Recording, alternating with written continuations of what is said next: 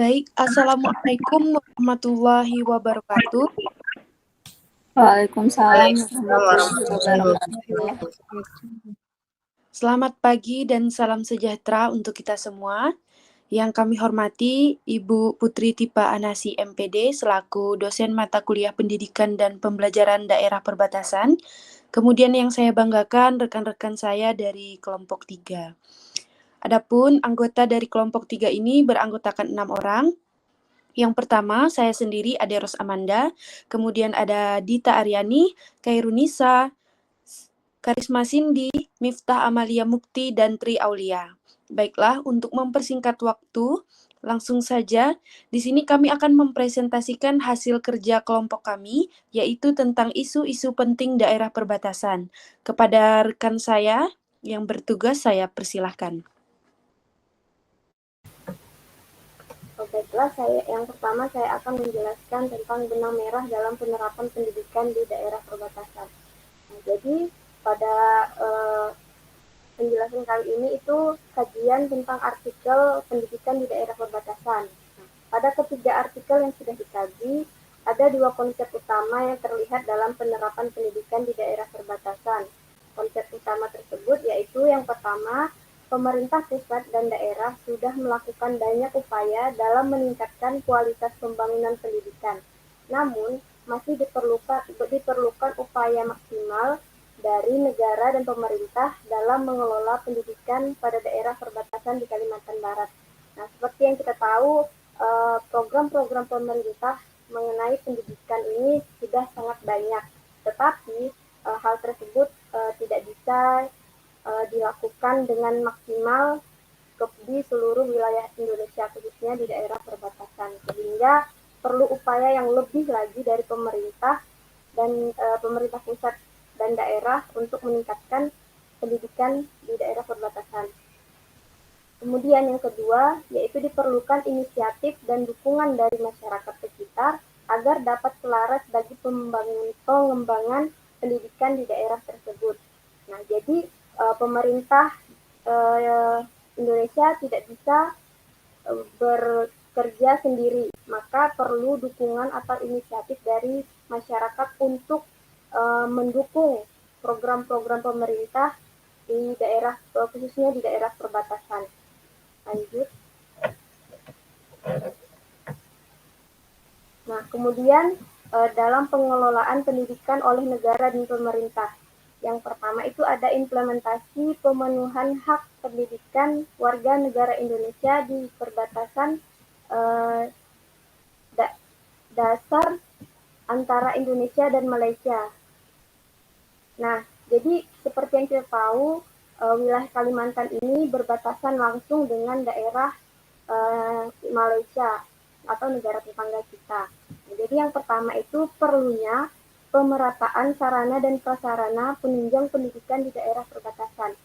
Nah, jadi pendidikan di daerah kota dan daerah perbatasan pastinya memiliki sarana dan prasarana yang sangat jauh berbeda.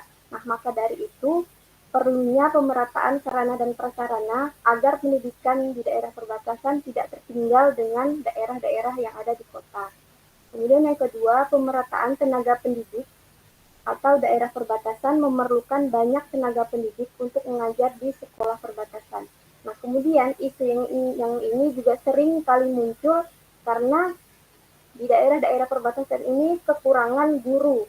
Maka dari itu pemerataan tenaga pendidik juga diperlukan di sana. Yang ketiga, perlunya perbaikan dan perluasan akses jalan.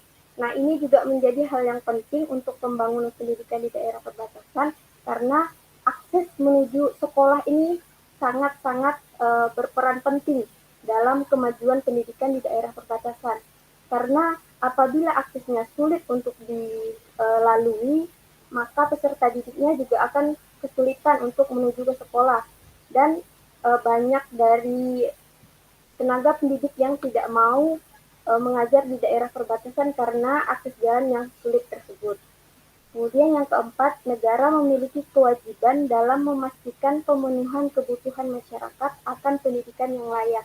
Nah, jadi menurut pendapat kelompok kami, peran dari pemerintah ini sangat perlu untuk pemenuhan kebutuhan masyarakat khususnya di daerah perbatasan ini, karena pendidikan di daerah perbatasan kurang sangat-sangat jauh berbeda dengan pendidikan yang ada di daerah kota, sehingga negara perlu memastikan semua kebutuhan masyarakat khususnya di sektor pendidikan itu merata. Kemudian upaya Indonesia mencapai target Sustainable Development Goals di bidang pendidikan di Kecamatan Sekayam, Kabupaten Sanggau, Kalimantan Barat.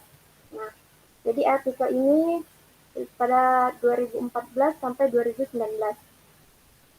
Jadi dari artikel ini dapat ada 3 poin. Yang pertama itu pemerataan fasilitas pendidikan.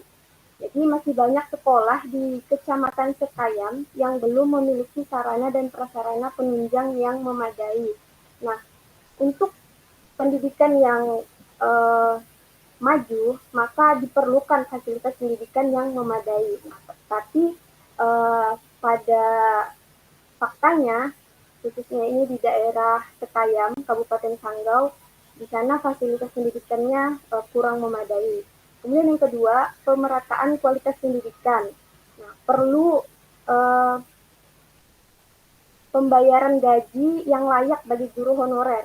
Nah, jadi pada daerah Sekayam ini kan daerah perbatasan, akses jalannya juga sulit.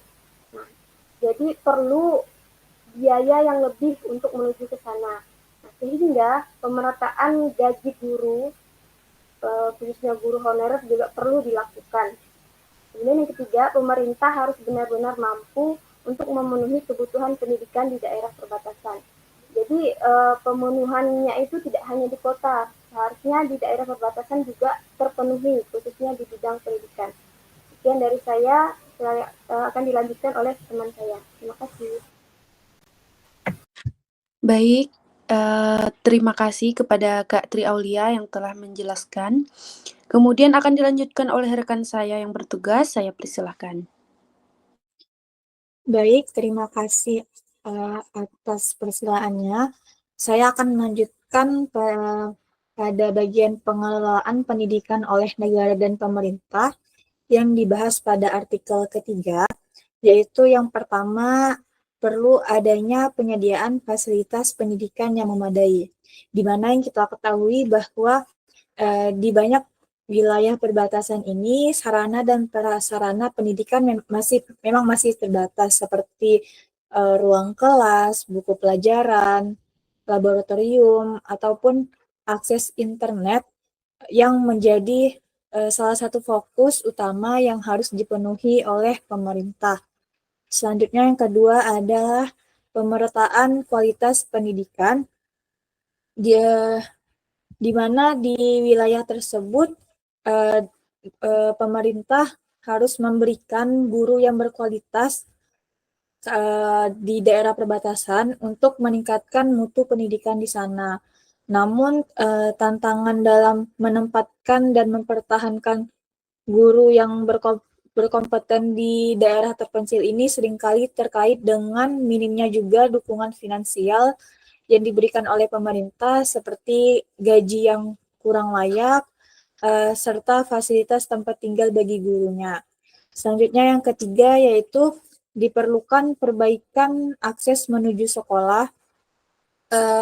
Seperti akses menuju sekolah ini layak menjadi tantangan besar di daerah perbatasan, di mana jalan yang rusak atau sulit dilalui ini seringkali menghambat anak-anak untuk bisa bersekolah dengan lancar, sehingga pemerintah ini perlu memberikan perhatian lebih pada infrastruktur penunjang pendidikan di wilayah perbatasan. Selanjutnya yaitu negara memiliki kewajiban untuk memastikan penyediaan sistem pendidikan dan kurikulum yang memadai. Dikarenakan negara memang memiliki kewajiban untuk memastikan kurikulum yang diterapkan dapat diterima dan dengan baik oleh seluruh wilayah termasuk di daerah perbatasan. Selanjutnya yaitu benang merah penerapan di pendidikan di daerah perbatasan pada bagian partisipasi masyarakat dalam meningkatkan mutu pendidikan di daerah perbatasan.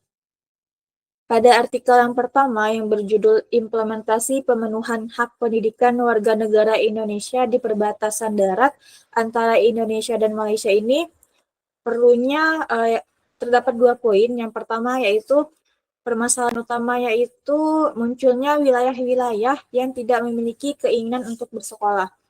Di mana pada artikel yang pertama ini, tantangan utama yang muncul di daerah perbatasan adalah kurangnya motivasi atau keinginan untuk bersekolah di kalangan sebagian masyarakat, atau kurangnya kesadaran masyarakat akan pentingnya pendidikan formal. Situasi ini menunjukkan bahwa partisipasi masyarakat sangat penting, sangat diperlukan untuk mengatasi kendala ini dan meningkatkan kesadaran tentang pentingnya pendidikan. Yang kedua yaitu partisipasi masyarakat dapat membantu meningkatkan perkembangan pendidikan dan membuat perubahan positif dalam dunia pendidikan di daerah perbatasan. Pada artikel kedua ini menggarisbawahi bahwa masyarakat yang berpartisipasi aktif dapat menjadi penggerak dalam menciptakan perubahan yang positif di dalam sektor pendidikan, di mana keterlibatan masyarakat dalam mendorong anak-anak untuk bersekolah ataupun mendukung program pendidikan dari pemerintah, serta kontribusi masyarakat dalam mengembangkan kontribusi masyarakat dan pemerintah dalam mengembangkan fasilitas ataupun kegiatan belajar mengajar dapat memperkuat mutu pendidikan yang ada di daerah perbatasan. Selanjutnya yaitu pada artikel yang kedua yang berjudul Upaya Indonesia Mencapai Target Sustainable Development Goals bidang pendidikan di Kecamatan Sekayam, Kabupaten Sanggau, Kalimantan Barat. Terdapat 2 poin utama. Yang pertama yaitu diperlukan inisiatif dan dukungan dari masyarakat sekitar mengenai kondisi lingkungan di sekitar sekolah agar dapat selaras bagi pengembangan pendidikan di daerah perbatasan. Selanjutnya yang kedua yaitu masyarakat harus memiliki kesadaran yang tinggi untuk menuntut ilmu. Di mana artikel ini menyoroti tentang pentingnya masyarakat yang memiliki kesadaran tinggi terhadap pendidikan sebagai bagian yang sangat penting dalam upaya meningkatkan kualitas pendidikan di daerah perbatasan. Karena ketika masyarakat menyadari bahwa pendidikan ini sangatlah penting, mereka akan lebih proaktif serta mendukung pendidikan anak-anak mereka sendiri dan berperan dalam meningkatkan mutu pendidikan secara keseluruhan.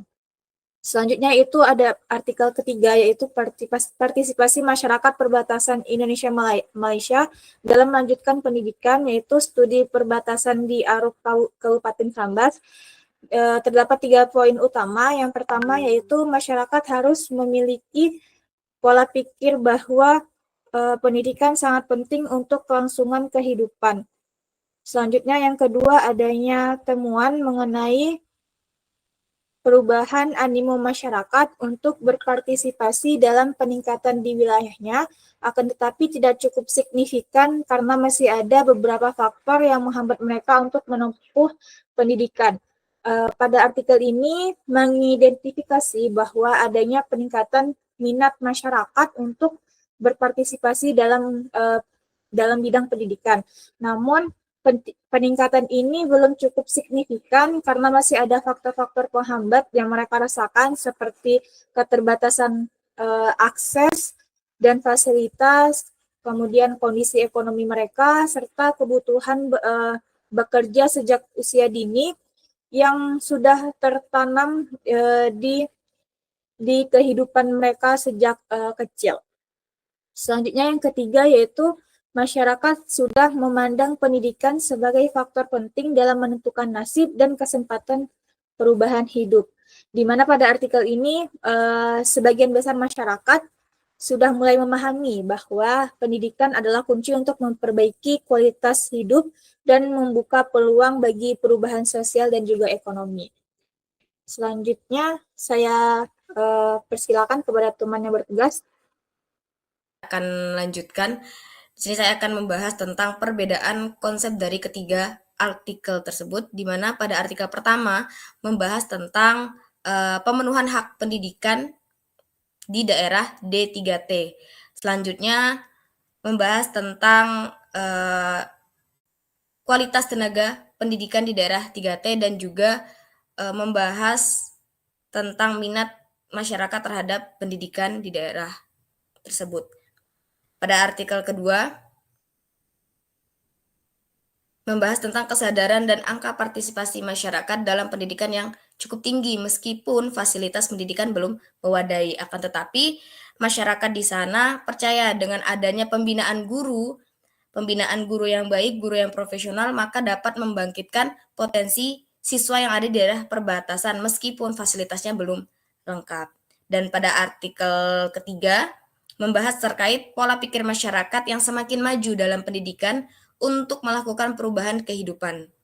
Nah, hal ini itu didasari akan kesadaran masyarakat untuk berpartisipasi dan dukungan pemerintah dalam memberikan sarana dan prasarana yang mewadai. Meskipun dalam artikelnya peningkatan minat masyarakat dalam pendidikan belum terlalu signifikan, tapi sudah menunjukkan adanya peningkatan masyarakat untuk berpartisipasi dalam pendidikan. Sekian dari saya, terima kasih. Baik, terima kasih kepada Kak Miftah Amalia Mukti atas penjelasannya.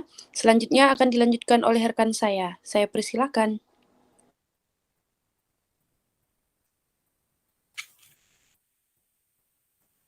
Baik, terima kasih. Di sini saya akan melanjutkan tentang bagaimana kolaborasi yang dilakukan di dalam penerapan pendidikan di daerah perbatasan, yaitu menurut artikel yang pertama, yaitu program SM3T atau Sarjana Mendidik di daerah 3T, yaitu inisiatif untuk mengirimkan pendidik ke daerah D3T, yaitu yang mengalami kekurangan tenaga pendidik. Nah, selain bertugas mengajar, diharapkan mereka juga untuk berkontribusi pada pengembangan masyarakat di daerah penempatan tersebut. Yang kedua yaitu penekanan pada daerah luar Pulau Jawa, khususnya di bagian timur Indonesia, di mana di daerah tersebut sangat kurang pemerataan guru. Biasanya di sana guru sangat minim, sehingga tugas guru menjadi lebih berat, di mana guru harus mengajar 2 kelas sekaligus. Nah, kemudian pelaksanaan program sebagai bentuk tanggung jawab negara untuk menghormati hak pendidikan, khususnya program SM3T yang telah saya jelaskan tadi. Kemudian menurut artikel yang kedua, yaitu melakukan pemantauan dan evaluasi secara berkala untuk memastikan bahwa program-program pendidikan yang diterapkan berjalan sesuai rencana dan mencapai target yang ditetapkan dalam Sustainable Development Goals atau SDGs. Kemudian menurut artikel yang ketiga, yaitu poin pertama, menguatkan nasionalisme warga negara muda di wilayah perbatasan. Kemudian menggunakan library research atau kajian hasil penelitian tentang penguatan karakter nasionalisme melalui pembelajaran PPKN. Nah, kemudian mendorong peserta didik untuk act locally and think globally, di mana peserta didik diharapkan untuk melakukan action dan juga berpikir secara global, terkhususnya terkait pembelajaran PPKN yang telah diajarkan di sekolah tersebut. Kemudian mendorong penguatan nasionalisme di kalangan generasi muda di daerah perbatasan. Nah, menurut artikel keempat, kolaborasi yang dilakukan yaitu masyarakat semakin menyadari pentingnya pendidikan terkait berkat dukungan pemerintah untuk meningkatkan pendidikan. Perlu kerjasama juga antara pemerintah dan masyarakat dengan memperhatikan faktor-faktor seperti kependudukan dan juga kesehatan. Pergeseran fokus dari keamanan dan kesejahteraan menjadikan pengembangan sumber daya manusia penting untuk meningkatkan ketahanan di daerah perbatasan. Nah, Cukup sekian penjelasan dari saya tentang kolaborasi yang dilakukan dalam penerapan pendidikan di daerah perbatasan. Untuk selanjutnya akan dilanjutkan oleh teman saya. Terima kasih. Baik, terima kasih kepada Kak Karisma Cindy atas penjelasannya. Selanjutnya akan dilanjutkan oleh rekan saya yang berikutnya. Saya persilahkan. Baik, saya akan melanjutkan penjelasan dari rekan saya terkait secara umum apa yang Anda pelajari dari referensi tentang pendidikan di daerah perbatasan yang sangat relevan dengan peran Anda sebagai guru. Pada artikel 1 dapat diketahui bahwa jumlah tenaga pendidik di Kalimantan Barat masih belum merata karena tidak semua pemerintahan daerah kabupaten memiliki kapasitas yang merata untuk mengelola pendidikan. Sehingga perlu ada dukungan dari pemerintah pusat dalam pemenuhan hak atas pendidikan di daerah. Relevansinya, seringkali ketidakmerataan ini membuat guru dibebani dengan tugas ganda karena harus mengelola beberapa kelas sekaligus dalam satu waktu karena kurangnya tenaga pengajar yang berakibat pada menurunnya kualitas pembelajaran. Contohnya yaitu guru matematika yang ada di daerah perbatasan harus mengajar beberapa kelas yang berbeda pada jam yang sama karena tidak ada guru lain yang bisa mengisi jadwal tersebut. Guru yang mengajar biasanya juga akan mengajar siswa kelas sekaligus dalam satu ruang atau yang sering kali terjadi yaitu memberikan tugas mandiri kepada kelas lainnya. Karena guru harus membagi perhatian antara beberapa kelompok murid, tentunya ia tidak bisa memberikan penjelasan secara mendalam atau menjawab pertanyaan dengan maksimal. Hal ini akan mengakibatkan pemahaman siswa terhadap materi kurang optimal karena tidak semua siswa mendapatkan bimbingan yang cukup. Dengan waktu dan tenaga yang terbatas, kualitas pembelajaran pun akan menurun dan pada akhirnya akan berdampak pada hasil belajar yang kurang maksimal. Selanjutnya, dari artikel 2 diketahui di Kabupaten Sanggau, angka partisipasi pendidikannya relatif sama dengan skala provinsi di Kalimantan Barat, dan rasio antara guru dan muridnya juga memiliki angka yang relatif hampir sama, yakni pada rasio 13-19 siswa per guru. Akan tetapi, dukungan pemerintah terhadap fasilitas fisik sekolah belum memadai. Sebagai guru, kita berperan penting saat proses pembelajaran di kelas untuk memaksimalkan penggunaan sumber daya yang ada. Meskipun sekolah-sekolah di daerah Sanggau telah tercukupi jumlahnya dan merupakan salah satu faktor keberhasilan dalam pengembangan pendidikan, namun kebutuhan bangunan sekolahnya atau fasilitas pendukung di dalamnya dan lingkungan sekitar tempat siswa untuk menuntut ilmu belum terbina secara baik. Seperti contohnya yaitu di SD Negeri 8 Bungkang yang meskipun letak sekolahnya cukup strategis, namun fasilitas sekolah dan keadaan lingkungan sekitarnya berbanding terbalik. Untuk mencapai taraf pengembangan pendidikan yang baik, maka diperlukan inisiatif dan dukungan dari masyarakat sekitar agar selaras bagi pengembangan pendidikan tersebut. Pemerintah harus memperhatikan atau mengambil banyak inisiatif baru untuk mengurangi efek buruk dari ketidakmerataan kualitas pendidikan, mulai dari memperbaiki koordinasi lintas instansi dan semua pemangku kepentingan, sehingga tidak lagi ditemukan kesenjangan pendidikan antara pendidikan di kota dan pendidikan di wilayah perbatasan. Selanjutnya yaitu pada artikel ketiga tentang partisipasi masyarakat dalam pendidikan di Kecamatan Aruk yang ternyata masih sangat rendah. Hal ini dipengaruhi oleh keberadaan fasilitas pendidikan yang memprihatinkan, sehingga animo masyarakat yang sudah sadar akan pentingnya pendidikan memilih bersekolah di Malaysia. Berdasarkan artikel juga, diketahui bahwa pihak sekolah dan guru bisa mengatasi hal tersebut dengan menyusun program sekolah yang melibatkan masyarakat dan orang tua dalam rapat tahunan sebagai pengawas dan memberi masukan terkait masalah peserta didik. Sedikit memberi contoh, yaitu terkait animo masyarakat tentang pendidikan sudah tinggi, namun banyak masyarakat yang memilih untuk menyekolahkan anaknya di Malaysia. Hal ini disebabkan karena ketimpangan pendidikan dengan negara tetangga kita, yaitu Malaysia, merupakan faktor utama masih penyebab lebih banyak siswa yang berasal dari perbatasan Aruk untuk memilih sekolah di negeri Malaysia daripada sekolah di negeri mereka sendiri, yaitu Indonesia.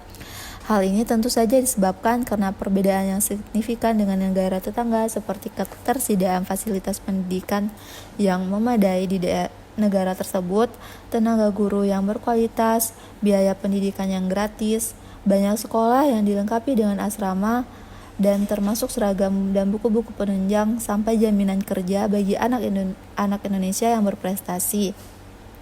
Hal ini menjadi magnet bagi mereka yang berharap untuk memperoleh kehidupan yang jauh lebih baik dan layak. Dan hal ini juga menyebabkan mengapa masih banyaknya kita temukan anak-anak di daerah perbatasan lebih memilih bersekolah di negara tetangga Malaysia. Selanjutnya, dalam artikel keempat, didapat informasi bahwa daerah perbatasan masih rentan terjadinya degradasi nasionalisme, terutama bagi warga negara muda. Dalam upaya penguatan nasionalisme melalui pendidikan formal, kita sebagai seorang guru dapat menerapkan reformulasi PPKN yang berfokus pada kompetensi act locally and think globally. Prinsip act locally akan berperan sebagai filterisasi pada tingkah laku peserta didik dalam menyikapi beberapa pengaruh budaya asing yang masuk. Sedangkan prinsip think globally akan menjadi sebuah unsur untuk mengikuti isu global dengan analisis yang bermuara pada nilai-nilai lokal. Peserta didik sebagai warga negara muda di wilayah perbatasan harus memahami, menyadari, dan menjadikan muatan hati nurani wajib mencintai dan bertindak nyata dalam mempertahankan dan mengembangkan jati diri berdasarkan nilai keindonesiaan yaitu Pancasila, Undang-Undang Dasar 1945, Bhinneka Tunggal Ika. Dengan demikian, pendidikan Pancasila dan kewarganegaraan harus mengembangkan kompetensi peserta didik agar mampu melestarikan nilai-nilai luhur bangsa Indonesia. Selain itu, hal ini juga dimaknai dengan masih mempertahankan nilai-nilai, budaya, dan adat asli Indonesia, akan tetapi memiliki cara pandang yang tidak ketinggalan dari kancah internasional. Jadi kita boleh mengadopsi ilmu-ilmu tentang perkembangan dan kemajuan zaman yang terdapat dari luar negara kita, namun jangan meninggalkan identitas diri sebagai warga negara Indonesia. Sekian yang bisa saya jelaskan, saya lanjutkan kepada rekan yang bertugas. Terima kasih. Baik, di sini saya akan menjelaskan tentang konsep penting yang perlu digunakan untuk memandu pembelajaran di daerah perbatasan. Nah, berdasarkan hasil analisis kami, kelompok kami sepakat bahwa untuk artikel 1, konsep yang penting dan perlu digunakan untuk memandu pembelajaran di daerah perbatasan itu ada 3. Yang pertama, peningkatan infrastruktur dan aksesibilitas, kemudian yang kedua ada sistem pendidikan dan tenaga pendidik, dan yang ketiga adalah kebijakan desentralisasi. Nah, untuk yang pertama, peningkatan infrastruktur, hal yang dapat dilakukan itu misalnya pembangunan dan perbaikan gedung sekolah, jalan, dan fasilitas transportasi yang sangat penting diperbaiki karena kita ketahui di perbatasan itu akses jalan menuju sekolah itu masih sangat minim. Kemudian untuk sistem pendidikan dan tenaga pendidik, hal yang bisa digunakan untuk memandu pembelajaran di daerah perbatasan itu bisa mengembangkan kurikulum yang berbasis kontekstual. Nah, kurikulum yang disesuaikan dengan potensi lokal di daerah perbatasan sehingga nantinya kurikulum ini relevan untuk membantu siswa mengembangkan keterampilan yang diperlukan untuk menghadapi tantangan di daerah perbatasan dan memanfaatkan peluang yang ada.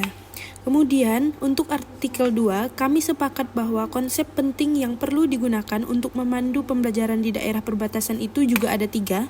Yang pertama, pendidikan inklusif dan berkelanjutan. Kemudian yang kedua ada human security. Dan yang ketiga adalah kolaborasi. Nah, untuk pendidikan inklusif dan berkelanjutan ini bisa dilakukan dengan menjalin kolaborasi antara masyarakat ataupun pihak-pihak swasta.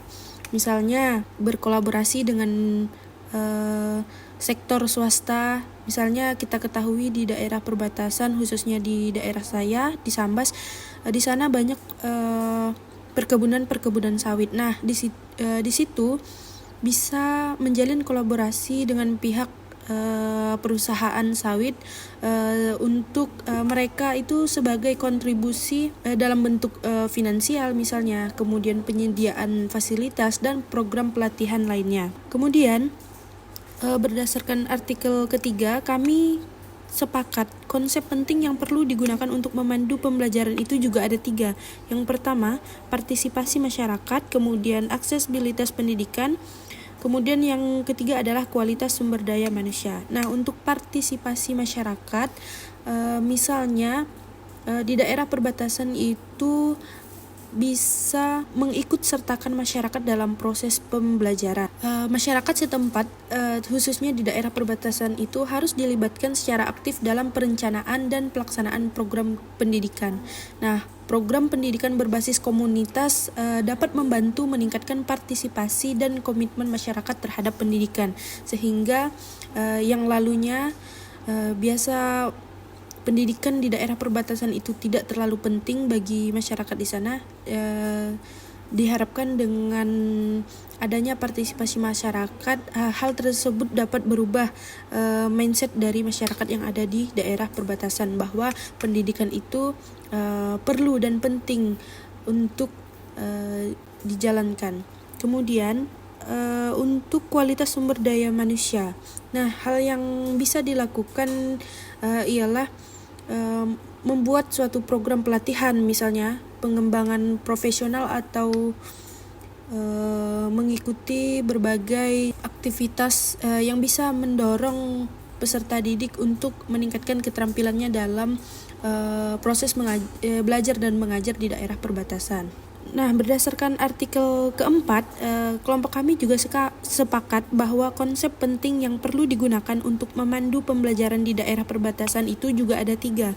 Nah, yang pertama itu adalah penguatan nasionalisme, kemudian pendidikan Pancasila dan kewarganegaraan atau PPKN, dan yang ketiga adalah pendekatan berbasis konteks lokal. Nah, untuk penguatan nasionalisme, di sini masyarakat atau pihak sekolah bisa berkolaborasi, bekerja sama dengan pihak-pihak luar seperti tentara atau polisi yang bertugas di daerah perbatasan. Nah, di sini untuk penguatan nasionalisme ini, tentara-tentara yang bertugas ataupun polisi yang bertugas di sana bisa memberikan sedikit pengalaman atau masukan ataupun informasi tentang bela negara. Nah, hal ini dapat meningkatkan rasa nasionalisme siswa-siswa yang ada di perbatasan.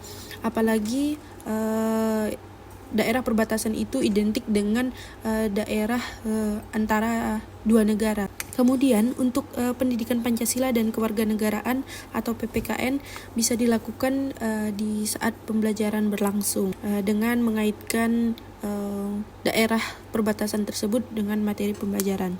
Kemudian yang ketiga adalah pendekatan berbasis konteks lokal.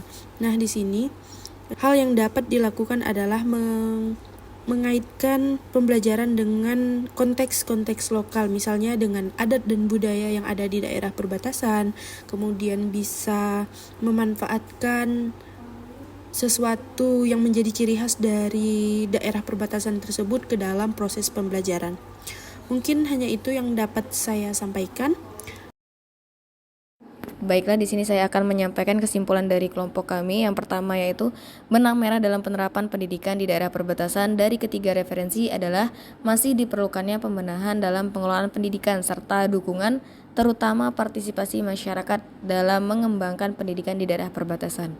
Yang kedua, perbedaan dalam konteks perbatasan yang dihadapi yaitu mengatasi pemenuhan hak pendidikan di wilayah D3T, fasilitas pendidikan yang belum memadai dan pola pikir masyarakat sudah maju yang menyadari pentingnya pendidikan meskipun belum signifikan. Kolaborasi dalam penerapan pendidikan di daerah perbatasan melibatkan berbagai pihak, misalnya program SM3T, melibatkan kerjasama antara pemerintah, perguruan tinggi, dan masyarakat dalam menyediakan tenaga pengajar di daerah terpencil. Pendidikan yang keempat, pendidikan di daerah perbatasan menghadapi berbagai tantangan yang signifikan. Sebagai guru, perlu berupaya memaksimalkan proses pembelajaran dan sumber daya yang ada, melibatkan masyarakat dan orang tua dalam menyusun program sekolah, serta mengintegritas konsep act locally and thinking globally dalam pembelajaran untuk membentuk karakter siswa. Dan yang terakhir, beberapa konsep penting yang dapat digunakan untuk memandu pembelajaran di daerah perbatasan nantinya yaitu peningkatan infrastruktur dan aksesibilitas, pendidikan yang inklusif dan berkelanjutan, kolaborasi antara pemerintah dan masyarakat untuk memastikan pemenuhan kebutuhan pendidikan, melibatkan masyarakat untuk berpartisipasi dalam proses pendidikan, penguatan nasionalisme, dan menggunakan pendekatan berbasis konteks lokal dan pembelajaran. Sekian dari saya, terima kasih.